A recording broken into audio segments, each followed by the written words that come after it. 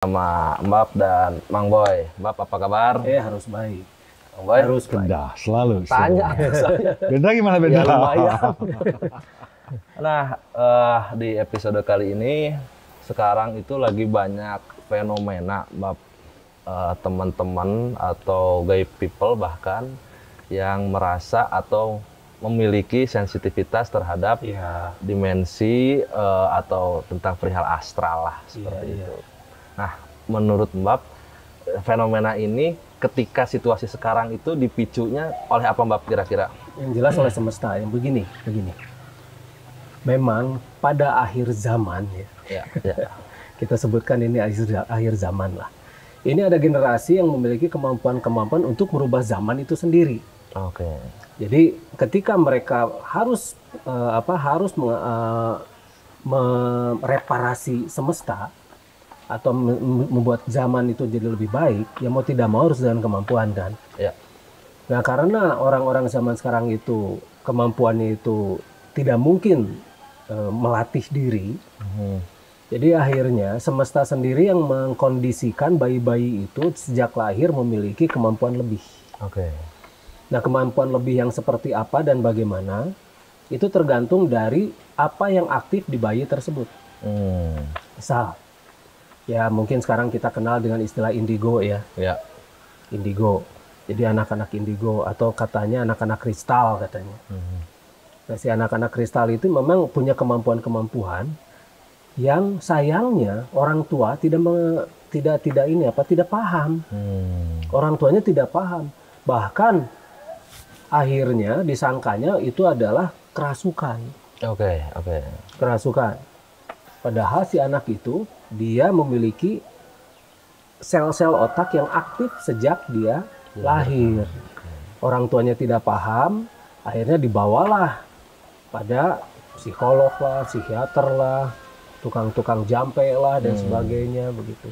Dirukiah lah. Dengan tujuan disembuhkan gitu Mbak ya? Iya, katanya sih disembuhkan, katanya. Begitu. Padahal sebetulnya si anak itu sendiri butuh dieksplor. Butuh dieksplor. Kan dia cak-cak kan dia.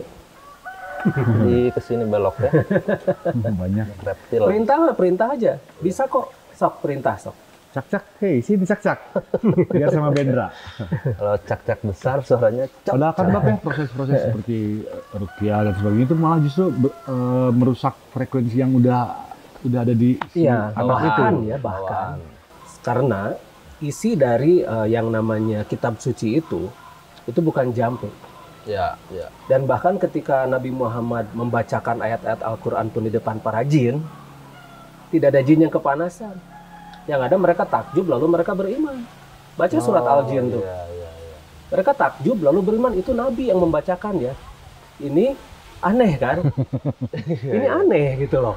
Malah si jinnya terintimidasi ya. Oh, sama mana? Jadi kaduruk. Ini Nabi Muhammad membacakan itu di depan masyarakat jin. Mereka itu takjub lalu beriman. Tidak ada yang kepanasan. Iya. Jadi itu sangat bertentangan dengan surat Al-Jin.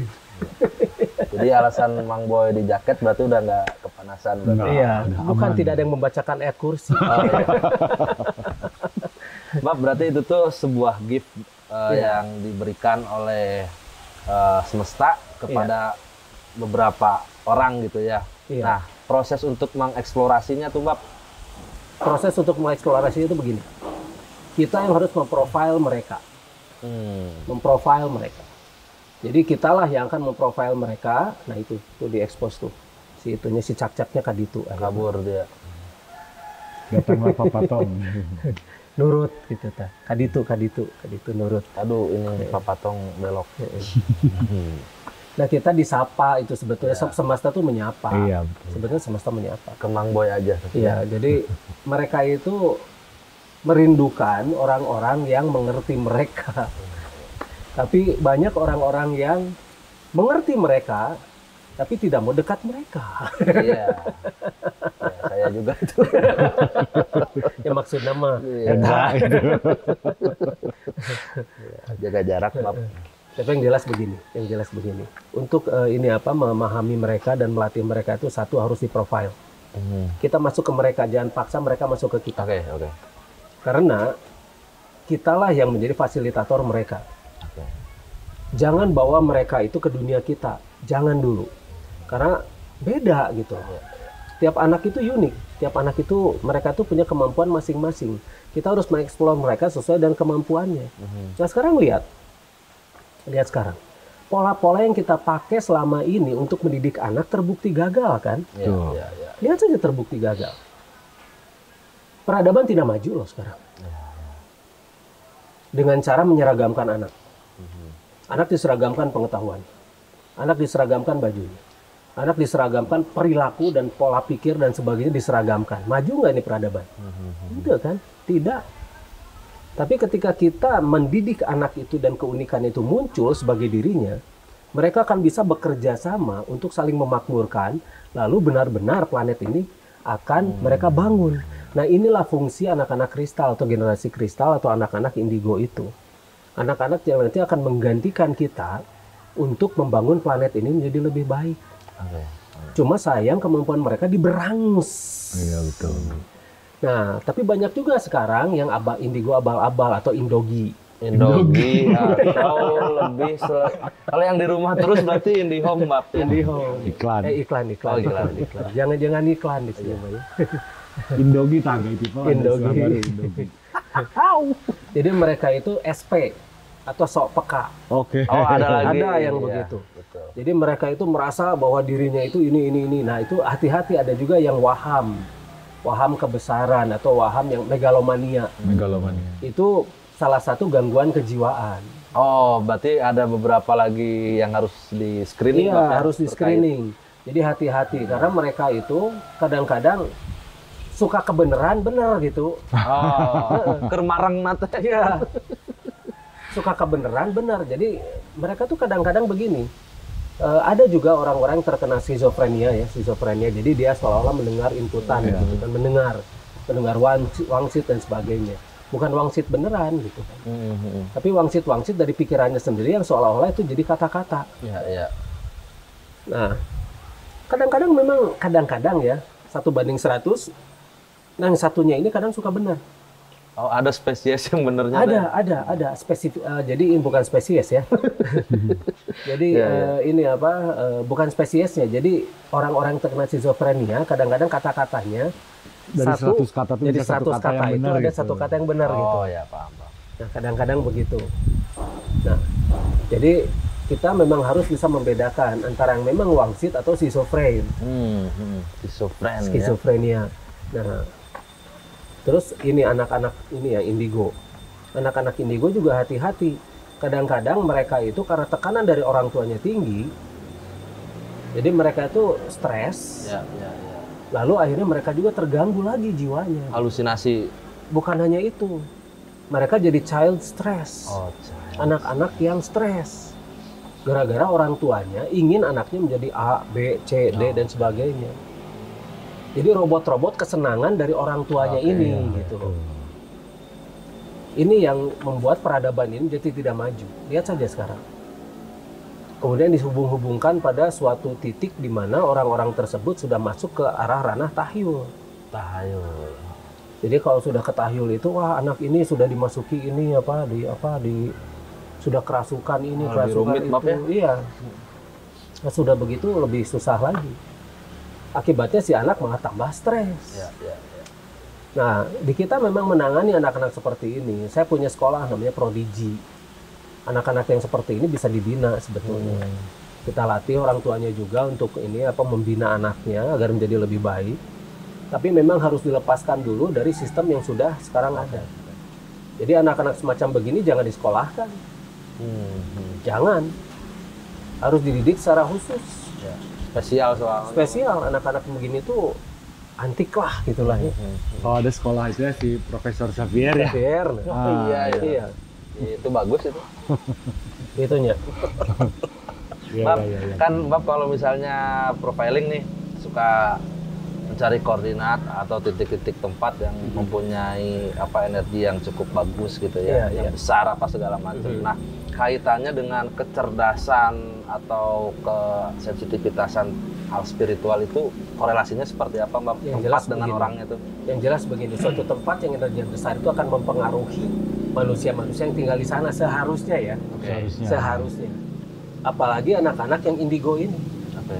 Nah, anak-anak indigo itu memang butuh tempat-tempat yang punya akselerasi energi yang besar.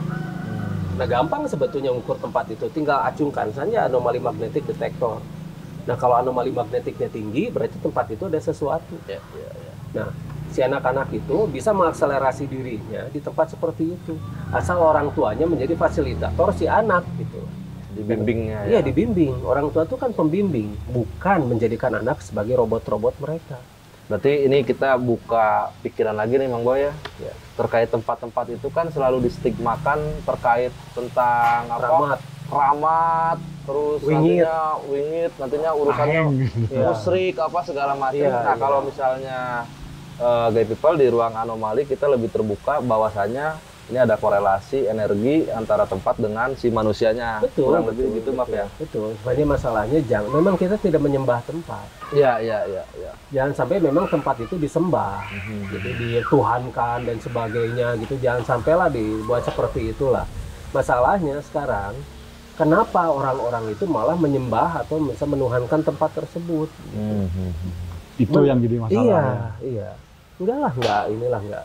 Tempat-tempat seperti itu memang spesial, tapi tempat itu bukan untuk disembah, Iya, iya. begitu. Kalau misalnya Mbak, kemungkinan bahwa si tempat itu tuh Mang Boy, karena mereka sudah mengerti ketika kita bisa sinkronis dengan tempat itu bisa memiliki sesuatu yang lebih, lalu diblok gitu Mbak, jangan ke situ karena dengan urusan agama ABCD gitu, ditutup gitu loh Mbak, Oh, kepentingannya gitu. Mungkin Bisa nggak sih? jadi itu. Ya bisa saja seperti itu. Ya salah satu contoh ya, ini di Gunung Padang Oke, Cianjur. iya.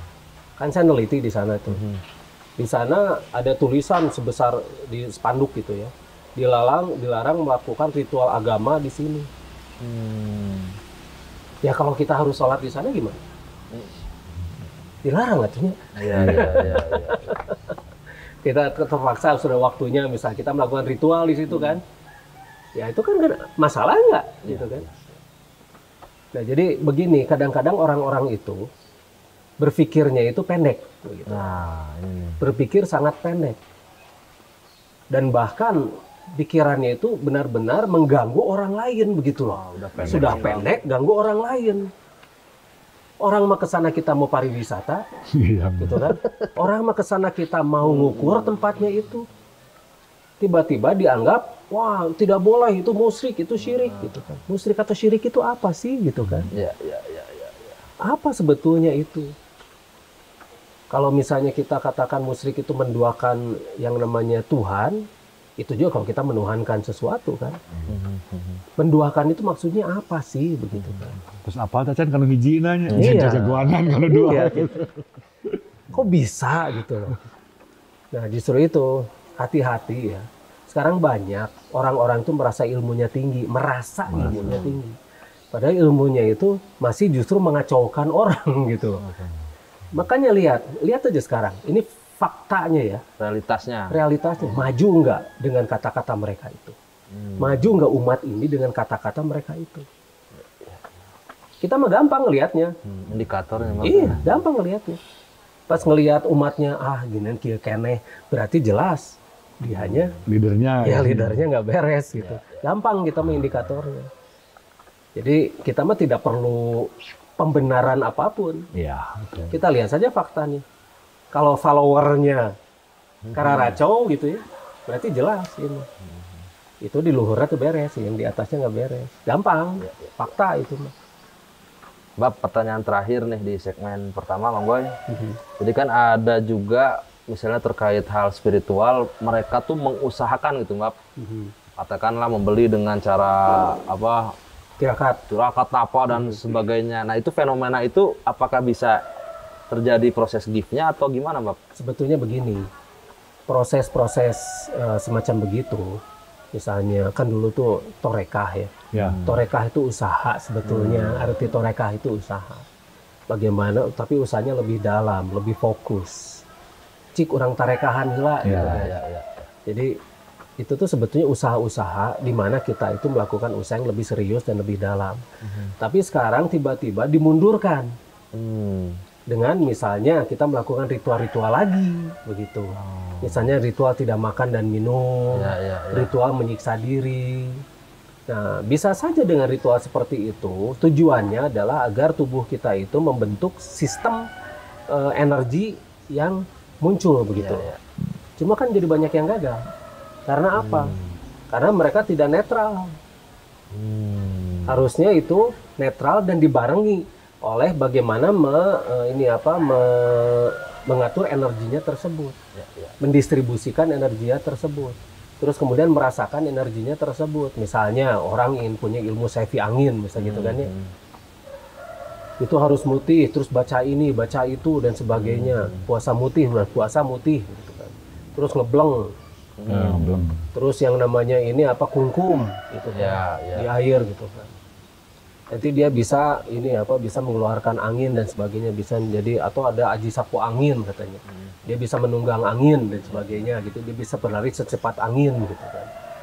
Nah, tapi kenapa 99% gagal? Karena mereka melakukannya dengan cara yang tidak netral. Karena semesta ini butuh kenetralan. Jadi ketika mereka kungkum, apa yang dirasakan ketika kungkum itu? Ya semesta dan energi yang ada di dalam diri. Ini enggak cuma ngeembungkul gitu.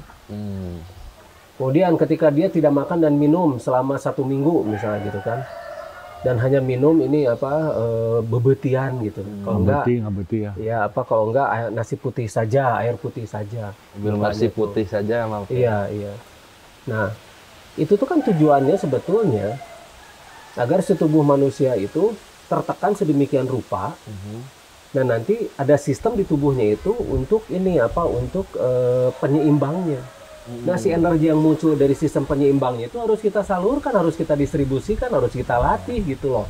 Jadi bukan hanya diem saja. Ada pengolahan selanjutnya. Ada pengolahan, jadi bukan hanya digituin doang gitu. Kita hanya sekedar berpuasanya saja. Puasa itu apa ya? Puasa itu artinya sebetulnya pengendalian. Jadi puasa mutih. Jadi mengendalikan diri sambil kita hanya makan nasi putih dan air putih. Memang cuma nasi putih dan air putih saja. Kalau nasi putihnya itu mengandung unsur-unsur anorganik, dipastikan itu gagal. Pakai pupuk anorganik aja, itu gagal. Jadi nasi putihnya itu harus betul-betul organik juga. Karena apa? Karena unsur-unsur di dalam keorganikan itu, dia akan membantu sistem kita. Jadi tidak ada racun di situ kan ya. Nah kalau anorganik, ada yang namanya arsenik. Organik ya, anorganik itu arseniknya tinggi loh. Saya sudah ukur soalnya, saya sudah pernah cek itu di Sukovindo. Jadi antara beras anorganik dan beras organik itu jauh lebih baik beras organik. Dan dilihat arseniknya, beras organik itu 0,01%. Organik itu bisa 2. Jadi manusia itu kalau anorganik itu bisa 2. Makanya manusia itu sekarang tuh makan racun sedikit demi sedikit, iya. Ya gimana mau bisa itu mengakselerasi selnya? Oh jadi Mbak, salah satu ritual yang mati geni, mutih segala macam itu, bisa dibilang itu sebagai salah satu usaha untuk mengaktifasi itu mengaktifasi si sel-sel mitokondria. Nah itu. Nah sel mitokondria itu akan teraktivasi dan si kladnya itu mati. Yang ada pembatas sel mitokondria namanya klad. Nah, si klad itulah yang membatasi sel mitokondria itu untuk mengeluarkan energinya, jadi hanya sekitar 2,5%. Nah, itu yang sebetulnya dibuat sedemikian rupa kita dengan membatasi makan dan minum agar ada aktivitas dari sel mitokondria yang meningkat gitu. Itu harus di manage dong. Ya, betul. Jangan hanya sekedar kita begitu saja terus diem. Harus di manage. Bagaimana kita memanage energi yang dihasilkan dari itu. Nah, barulah bisa gitu loh. Akhir kita ketemu di segmen kedua. Nah, Guy People, kita balik lagi di Ruang Anomali. Di segmen kedua ini, kita akan coba jawab pertanyaan dari Guy People, Mbak, yang masuk ke akun Instagram kita. Instagram. Mantap. Ada yang menarik, banyak sih Mbak pertanyaannya, tapi ya ini yang menarik nih. Punten mau tanya Mangga. dari Dadan_Hardani.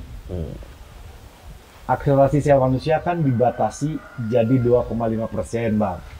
Pertanyaannya, kenapa harus dibatasi 2,5% dan apakah makhluk astral juga dibatasi kemampuannya? Iya. Begini, kenapa harus dibatasi? Agar manusia itu tidak merusak planet. Sekarang terbatas saja sudah merusak planet ya. Oke. 2,5% yang ngerusaknya udah gila-gilaan. Apalagi kalau misalnya 40% kemampuan manusia seperti Superman. Wow. Bisa terbang ke sana sini, Jelung-jelung hembusan super begitu kan. Terbang sana sini. Terus ini terus bisa menghancurkan hanya dengan sekali pukul suatu benda-benda yang sangat besar begitu. Waduh, cilaka 2 gelas. Iya, betul. Bersin, kalau misalnya bersin aja bolong atau ini tanah benernya. Aduh. Itu sekarang 2,5% saja manusia ngerusaknya itu sudah sangat luar biasa. Bayangkan kalau misalnya lebih dari itu. Makanya kenapa untuk planet yang tipe M seperti kita, itu manusia-manusia itu dibatasi 2,5%. Dan sekarang turun lagi. Turun lagi. Karena mulai dari pola hidup ya. Mulai dari makanannya, mulai dari polusi udaranya, mulai dari atmosfernya yang sekarang sudah mulai menyedihkan dan sebagainya. Nah, sekarang paling di 1,8. Sebetulnya 2,5% itu ya, manusia itu umurnya bisa 5.125 tahun loh, satu Origon. Kalau sekarang 1,8, itu ya umurnya pendek-pendek. 60 sekian. Iya, sekian lah. Sekian. Ya, sekian lah. Nah, kalau si astralnya sendiri, Mbak, Nah, kalau kaum astral juga itu Dibatasi sebetulnya nggak? ya dibatasi tempatnya ya dan dimensinya. Jadi mereka itu sebetulnya bisa keluar masuk dulu mah ya, dimensi kita, karena memang mereka sudah punya teknologi-teknologi pembuka portal. Tapi sekarang kan regulasinya melarang itu. Tapi manusia bisa memanggil itu dengan energi manusianya. Bisa memanggil makhluk astral datang ke kita gitu ya. Bisa sebetulnya. Hanya ya itu dia. Nanti semua energi kita dimanfaatkan oleh makhluk astral itu karena dia kan masuk ke sini butuh modal ya energi. Ada konsekuensi ya, Mbak ya? Iya. bahan bakar ya. Iya, maka kenapa orang-orang punya makhluk astral sebagai pendampingnya atau khodam-khodam itu. Khodam. Ya. Nah, mereka itu sering diserap energinya oleh makhluk astral itu. Makanya rata-rata orang-orang yang punya hal seperti itu jarang sekali hidupnya sukses. Jarang. Jadi mereka punya kemampuan misalnya, menggunakan makhluk astral, bisa punya tamparan yang sangat kuat. Jarang yang jadi pengusaha sukses. Sok lihat. Karena si makhluk astralnya itu ngagokan pisan gitu. Ngagokan tuh bahasa Indonesianya apa ya? Menghalangi. Mengkagoki. Menghalangi jalan. Kalau yang ngantuk terus itu juga diserap, Mbak. Belum tentu. Belum tentu itu mah bisa jadi bawaan orok atau kutukan. Mungkin kutukan kalau yang ini. Ya, yang ini mah fix kutukan. Lanjut, Bukan, Bang Boy. yang ini mah bukan kutukan, kutuan nih. Nggak, tadi ada yang menarik, planet tipe M. Iya. Tipe M di sini ya, bumi ini planet tipe M atau tipe middle, tipe manusia lah. Oke. Jadi tipe yang di dalamnya itu ada life support untuk kaum-kaum yang 2,5%. Oke. Ada juga planet yang tidak disupport seperti itu, tapi makhluk-makhluk yang di dalamnya juga nanti berbeda. Begitu. Jadi Mungkin mereka ada life punya- support juga, tapi tetap ada kehidupan. kadang-kadang ada, gitu. Oh. Tapi banyaknya enggak. Oke. Life supportnya alpha gitu. Udah diam kamu nggak ngerti. Nah, ada lagi Mbak pertanyaan nih dari Ihwan Fasihin. Apa yang difasihin? Kita Fasih. sering mendengar istilah kayangan, tempat para dewa atau manusia linuwuh berada. Linuwih. Aduh, calistung dulu. Ini tulisannya kecil-kecil nih. Oh iya, maaf. Juga ditampilkan dalam pertunjukan wayang dengan tokoh utama Semar, Cepot, Dawala, dan sebagainya. Kupat kepot tinubala. Apakah cerita itu dulu pernah benar terjadi atau hanya sekedar proyeksi pikiran dari seorang dalang? Nah, dalang itu adalah aktor intelektual. Ya, betul. Nah, jadi bagaimana aktor intelektual tersebut menggambarkan tokoh-tokoh pewayangan tersebut ya. Ya. Mengapa disebut wayang? Wayang itu artinya kenapa muda. Wayang. Wayang. Suganto rek kanu sastra jendra ruas sih. Ya. Wayang. Sastra janda hayu ningrat. Kenapa nu dihayukeun ningrat unggul? Ada urang. Yang gak ningrat nggak hayu. Yang tidak ningrat nggak hayu.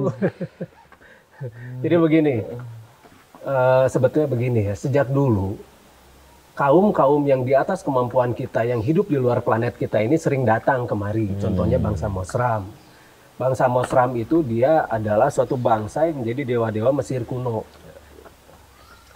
Nah, itu kan disebut dewa, kata mereka. Kalau di kita mah kan dewa teh gede wadulnya artinya teh gitu nya.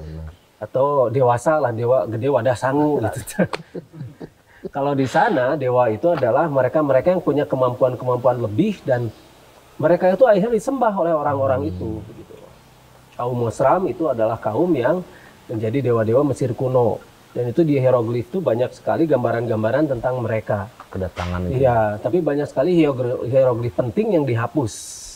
Digantikan hieroglif baru untuk mengkaburkan. Ya. Nah, ya satu contoh lah. Ada satu contoh yang namanya kaum Anara, disebut dewa kesuburan. Kaum Anara itu dia punya sayap lah ya. Sayap-sayap itu sebetulnya seperti falcon, wing itu alat. Gitu. Mereka berterbangan ke sana kemari untuk menyebarkan bibit-bibit pertumbuhan untuk sistem di suatu planet. Kemudian di planet mereka juga ada urusan dengan yang namanya inner core. Jadi suatu planet kalau misalnya untuk menghasilkan oksigen dan sebagainya itu butuh yang namanya inner core. Nah, inner core ini harus dipelihara juga begitu. Inner core itu bukan di dalam magma ya, karena magma itu pendingin ya, fungsinya pendingin ya. Nah, itu tuh dia menghasilkan berbagai macam seperti gravitasi, kemudian menghasilkan oksigen dan sebagainya untuk planet ini. Ini mengelola tanah dan sebagainya. Jadi inner core itu sebetulnya teknologi nano. Sebentar, ada suara teknologi purba. Ya. Flintstone. Ya kan kalau yang suaranya masih kencang begini tuh purba banget. Nah, sebetulnya teknologi masa lalu itu tidak seperti ini. Kita direkayasa agar teknologi kita itu selalu seperti ini. Dibatasi betul teknologi kita itu. Makanya disebut parahyang gitu ya. Disebut parahyang. Nah, itu fungsi parahyang itu sendiri mereka yang pendatang-pendatang dari luar ke sini gitu. Mereka ngahariang di atas. Tinghariang di atas itu kan. Terbang menggunakan anti gravity. Sebetulnya saya sudah bikin anti gravitasi itu. Hanya itu tidak bisa nanti dulu dikembangkannya ya. Nanti lagi. Nah, itu tuh jadi kalau misalnya anti gravitasi berarti kita harus bisa membuat suatu device yang bisa menolak gravitasi bumi. Berarti dia harus mengeluarkan medan magnetik yang searah dengan medan magnetik bumi. Nah, tergantung dari tekanan dan kebutuhannya juga. Nah, terus seperti tadi yang tokoh-tokoh seperti Semar gitu kan. Semar itu sebetulnya Zenmar atau Zena Amnaruta.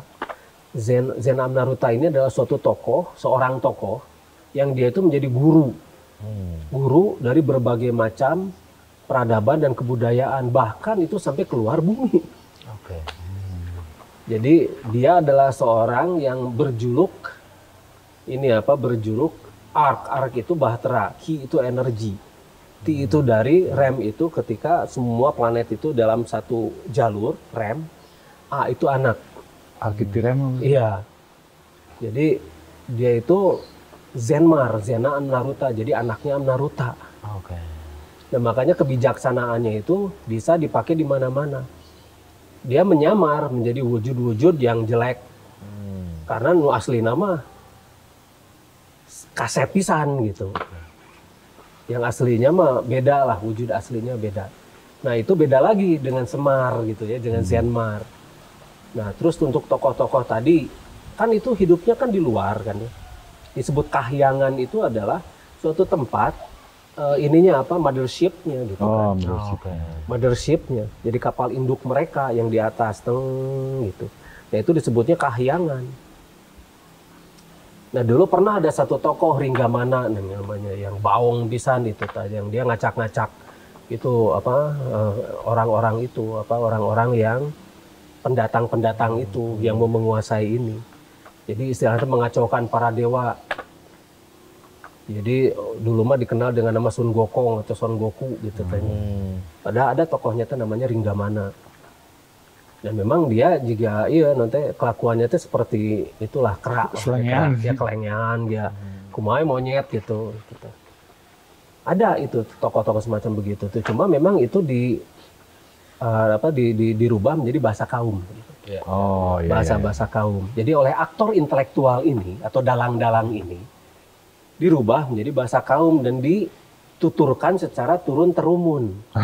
Turun-temurun mah sampai 3-4 itu generasi. Kalau sampai ratusan generasi berarti turun-temurun gitu. Jauh soalnya. Jauh.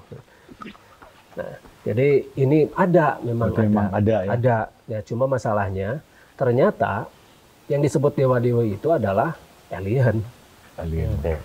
Jadi mereka orang-orang yang memang punya kemampuan lebih gitu kan. Karena memang mereka akselerasi selnya itu berbeda dengan yang ada di sini, teknologinya juga berbeda. Nah, kenapa teknologi mereka itu lebih canggih? Bukannya kita itu tidak punya dan tidak bisa bikin, tapi karena bahan-bahan untuk membuat teknologinya itu tidak ada di planet ini. Salah satunya Klustonit, Gogonit itu kan tidak ada di sini. Gitu kan. Bahan-bahannya itu di sini. Dulu ada ekspor import itu ada. Exim itu tuh ya. Iya. Makanya berarti ada apa? Pernah ada kan di sini? Pernah ada tukeran gitu dengan yang namanya keraiman. Mereka tidak punya keraiman, kita punya keraiman. Tukeran sama Klustonit itu.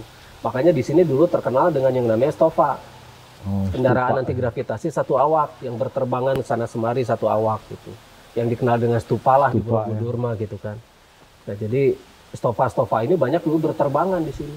Kita sampai di pertanyaan terakhir nih, Pak. Ya. Dari Mas_Garbes. Kang mau nanya, bagaimana menurut Akang mengenai area 51 36 atau 36? Iya. Bahwa ada penyempitan wilayah beberapa ratus ribu meter menjadi 1 meter di sekitar piramid Sadahurip. Gimana itu, Bu? Antara area 51 dan Sadahurip jauh teuing. Iya. Mungkin konsep areanya mungkin ya. Gini. Area 51 ini dulu itu banyak ya yang namanya pesawat-pesawat UFO itu berjatuhan di Roswell. Di New Mexico, di sana di sekitar sana Meksiko lah, Roswell. Nah, dan akhirnya dibawa ke area 51. Jadi itu tuh semacam penelitian yang didanai oleh pemerintah Amerika untuk mendanai semua penelitian-penelitian tentang UFO, termasuk termasuk alien-aliennya begitu. Sebetulnya ada itu tuh. Cuma sekarang sudah dipindah karena sudah terlalu terkenal, orang-orang sudah banyak yang tahu ya, sudah terekspos. Dan memang sengaja itu memang dibiarkan terekspos gitu ya, biar nanti kalau misalnya terjadi harus ada penyangkalan, itu nanti diliatin.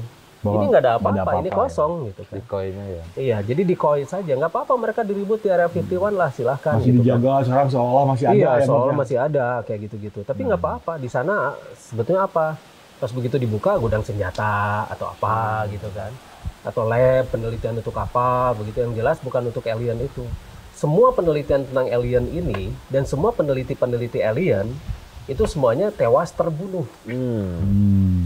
Terbunuh, Bapak? Tewas terbunuh atau dibunuh. Iya, banyak itu. Sebetulnya kita sudah banyak sekali ya peneliti ini yang banyak ininya. Saya punya listnya. Termasuk Bob Lazar. Bob Lazar itu yang meneliti elemen 115. Jadi elemen ya kalau di kita, kalau saya nyebutnya itu gogonit. Gogonit itu elemen untuk anti gravity. Bahkan Nazi pun sudah mengembangkan itu yang namanya Haunebu. Ya. Jadi UFO Nazi itu menggunakan elemen 115. Tapi ada juga mereka yang mengembangkan itu menggunakan air raksa. Air raksa ya macam-macam lah ya. Tapi yang jelas UFO itu yang namanya UFO Nazi itu sudah bisa terbang. Haunebu itu sudah bisa terbang dan sudah bisa mencapai ruang angkasa. Bahkan di bulan pun ada lambang Nazi di sana, swastika gitu. Ya, di bulan pun ada lambang Nazi itu. Nah, jadi ini yang harus kita beritahu ya. Beritahu pada masyarakat itu bahwa kalau misalnya kita membahas yang namanya UFO, sebaiknya ya kita ini saja deh, diskusi-diskusi off inilah, offline air, ya, Offline, off air. off air, ya. Jadi enaknya, jadi kita bisa bongkar semuanya itu tanpa batas gitu. Kalau di sini mah terbatas. Terlalu banyak rambu-rambu kayak gitu di sini mah. Iya. Terus Masuk rambut-rambut. yang penyempitan apa wilayah di Sadahurip? Nah, di Sadahurip itu ada satu gunung, namanya gunung Gunung Sadahurip. Ya, atau di daerah Cinta, itu desa Cinta di sana itu. Nah, itu ketika kita lihat ya, di dalamnya itu ada rongga. Oke. Di Sadahurip itu ada rongga. Nah, rongga yang di dalam Sadahurip itu banyak sekali barang-barang. Itu belum terekspos memang. Tapi yang jelas di Sadahurip si prasastinya itu sudah saya gali kan. Ya. Sudah saya gali, sudah kita baca dan sebagainya. Dan ternyata itu baru satu. Baru satu. Jadi si prasasti itu baru satu yang kita baca. Masih banyak prasasti-prasasti lain yang harus kita baca. Dan itu hurufnya huruf Lemuria. Ya. Itu dari zaman Lemuria memang. Nah, kita itu banyak sekali piramid-piramid yang memang harus kita buka. Ya. Ada 437 lagi menunggu. 437, Bang Boy. Di Indonesia saja ya. Luar Dan biasa. itu Dari piramid-piramid kita itu jauh lebih tua daripada Mesir kuno. Ya, betul. Mesir kuno itu ya 3.000 tahun sebelum Masehi. Di kita mah 80.000. Dekat. Iya, Dekat sekali. jauh di kita mah. Bisa nonton piramidnya dan canggih-canggih lagi. Di dalam piramidnya kita mah ada parabolanya. Waktu itu kan pernah ditomografi gitu kan. Jadi ada parabola di dalamnya itu. Lebih advance ya, Map ya? Iya, lebih advance, ada dorval. Dan tidak dijadikan kuburan seperti Mesir kuno. Iya. Mesir kuno akhirnya jadikan kuburan kan piramidnya itu. Padahal piramid yang asli di Mesir kuno itu juga bukan kuburan. Itu tempat penyimpanan, itu hanggar-hanggar pesawat mereka yang dulunya bisa buka tutup seperti itu. Akhirnya karena si dewa-dewanya pergi, raja-rajanya ingin ikut para dewanya. Akhirnya mereka Disimpan tinggal di di situ. situ ya? Iya, Juga ingin diajakan. ikut. Siapa tahu nanti mereka bisa si energi dan si ingatannya itu bisa dipindahkan memorinya ke jasad yang baru. Oh, oke. Berarti si konsep piramida itu teh, wah benar. Fifth Element banget itu film si Bruce Willis zaman dulu ya, Map ya? Iya, Fifth Element. Renegade. Dewa-dewanya datang lagi teh kan gitu. Iya, karena begini. Sebetulnya itu mereka itu punya teknologi untuk mengklon manusia. Karena mereka punya satu bakteri namanya Enalus. Nah, si bakteri Enalus ini kita nggak punya, gitu. Jadi mengklonnya itu benar-benar identik. Kita memang sudah ada cloning untuk manusia. Di sini juga sudah ada cloning itu. Manusia pun sudah ada cloningannya, cuma tidak diekspos, gitu kan. Yang diekspos itu si Dolly, biri-biri itu itu yang di cloning. Ya kalau biri-biri bisa, kenapa manusia nggak bisa gitu kan? Logikanya kan ke sana sebetulnya. Berarti manusia cloningan teh sebetulnya udah kumalendang, Map ya? Sudah kumalendang, memingkang di bumi Ya alam. Allah, aduh. Coba Kumalendang tuh lebih ke bahasa. Ini kamu cloningan bukan? Ya mah klonin, klonin, bukan klonin. Nah, jadi sebetulnya mereka itu yang ditanam atau misal mereka diam di dalam piramidnya itu mereka ingin diklon oleh kaum Mosram, lalu si ingatannya itu dipindah dan energinya diperkuat. Jadi manusia baru lagi yang disebut ascending. Ascending disimpan di planet baru yang sangat nyaman dengan teknologi-teknologi yang sangat lengkap. Jadi apa yang mereka inginkan itu ada dan umur mereka bisa ratusan bahkan ribuan bahkan jutaan tahun ya. Nah itu kan yang sebetulnya dicita-citakan oleh orang-orang tuh yang disebut swaraga itu ya. Iya. Oke. Swaraga itu jadi raga mereka itu sudah tidak perlu diapa-apain lagi dan mereka bisa bisa mandiri begitu raganya itu. Tidak perlu alat-alat bantu seperti sekarang. Makan dan minumnya juga bisa kapan dan entah itu. Jadi itu dalam arti mereka tuh sudah bisa memanage sendiri si raganya itu, tidak butuh segala macam gitu. Mungkin orang-orang mengatakan sekarang itu artinya surga itu ya. Iya. Map, kalau yang benar ascending tuh apakah kalau bahasa kitanya ngahiang gitu? Nah, itu ngahiang lah. Ya, ngahiang kan gitu, kurang Map. lebihnya ya, Map ya. Iya, ngahiang. Cuma kalau yang sekarang kebanyakan ngahariang. Ngahari yang Dari di bawah gitu tanpa Macet, kemajuan. dan ngahareleng. Ya, Aduh. kita ini aja dulu ya. Oke. Nanti kita lanjut ya. Hah? Ya, Pipa mungkin nggak semuanya nih, nanti Iya, iya. di episode selanjutnya kita bahas lagi ya. Iya, kita bahas lagi. Karena bukan apa-apa, nanti kita juga harus memasukkan insert. Iya, betul. Gitu. Kalau dibahas semuanya itu nggak bisa satu episode kayak sekarang. Bisa puluhan episode mungkin. Ngobrol-ngobrol gini tuh. Oh, iya, Kapan kita MAG-nya. Tapi Mbak, ini masukan dari Guy Pipa, ternyata lebih banyak yang suka Forum ini. forum Iya, anomali. ini, Iya. ruang anomali, karena memang kita memang menunjukkan sisi edukatifnya, Mbak ya, Ci? Iya, betul. Atau memang banyak yang suka juga itu MAG tapi mereka diam gitu. Mungkin. Atau jadi. mungkin ada opsi ruang anomali secara off air gitu. Ada nanti memang ada. Kemana Di off air, gitu Bisa saja. Jadi ruang anomali ini bisa kita nanti off air dan kita bisa nanti jalan ya. Ya. Kita jalan kemana? Ke satu situs misalnya. Situs ini ternyata mengandung anomali yang kuat dan luar biasa. Dan nanti mereka daftar dulu yang mau betul. ikut daftar dulu. Nanti memang kita ajarkan bagaimana caranya merasakan situs ini dan sebagainya. Bagaimana energi yang ada di situs ini sebetulnya bisa mengakselerasi sel tubuh dan sebagainya. Itu kita ada edukasinya juga di sana. Gitu. Jadi nggak hanya sekedar jalan-jalan lah. Ya, ya, siap. Wah, seru nih Guy Pipa, tunggu pengumumannya, tunggu. Iya. Nanti kita umumkan.